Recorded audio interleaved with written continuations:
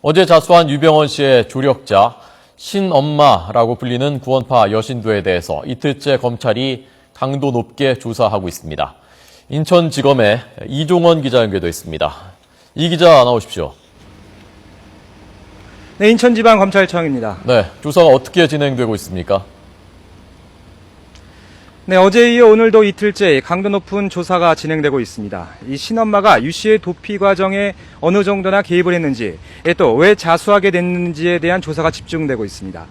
신엄마는 어제 검찰에 스스로 나와서는 주변의 신도들이 잇따라 체포되고 금수원에 대해서도 강도 높게 수색이 이뤄진 것을 보고 압박을 느껴 자수를 했다고 진술했습니다. 하지만 검찰은 여러 가능성은 염두에 두고 조사를 하고 있는 것으로 전해졌습니다. 신 씨가 수사에 혼선을 주기 위해 자수했다는 분석도 나오고 있기 때문입니다. 네, 자 조사 이틀째 하고 있는데 유병헌 씨의 도피에 대한 단서가 좀 잡히고 있답니까? 네, 아직 가시적인 성과는 없는 것으로 알려졌습니다. 신 씨는 어제 이 변호사와 함께 자수했는데요.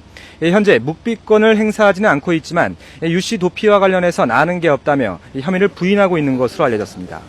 하지만 검찰은 30년 동안 구원파에서 영향력을 행사해온 신 씨가 어떻게든 유 씨 도피에 관여했을 가능성이 큰 것으로 보고 있습니다.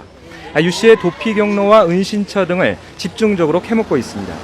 이와 함께 태권도 유단자로 알려진 신 씨의 딸 34살 박모 씨가 유 씨 장남 대균 씨의 도피를 돕고 있는 것으로 보고 이와 관련해서도 조사가 진행되고 있습니다.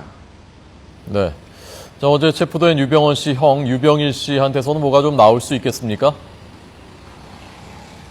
네, 현재로서는 이 장담하기가 어렵습니다. 유병헌 씨의 형 유병일 씨의 혐의는 횡령과 부동산 실명제법 위반인데요.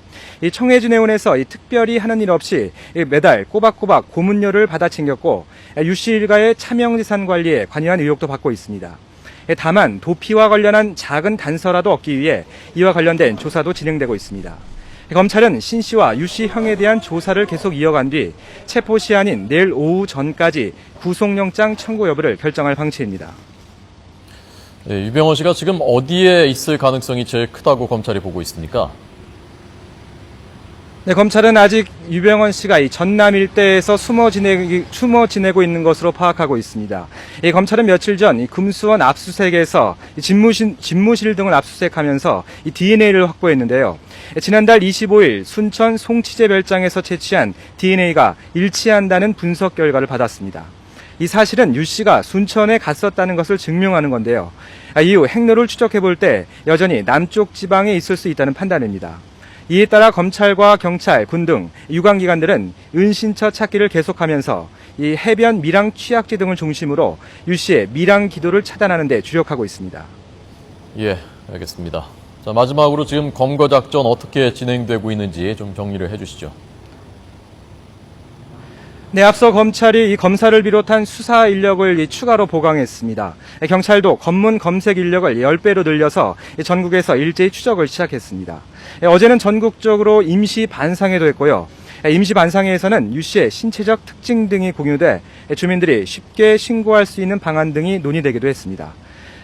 검찰과 경찰은 이 같은 인상착의를 알리는 데 주력하면서 시민들에게 적극적인 제보를 부탁하고 있습니다.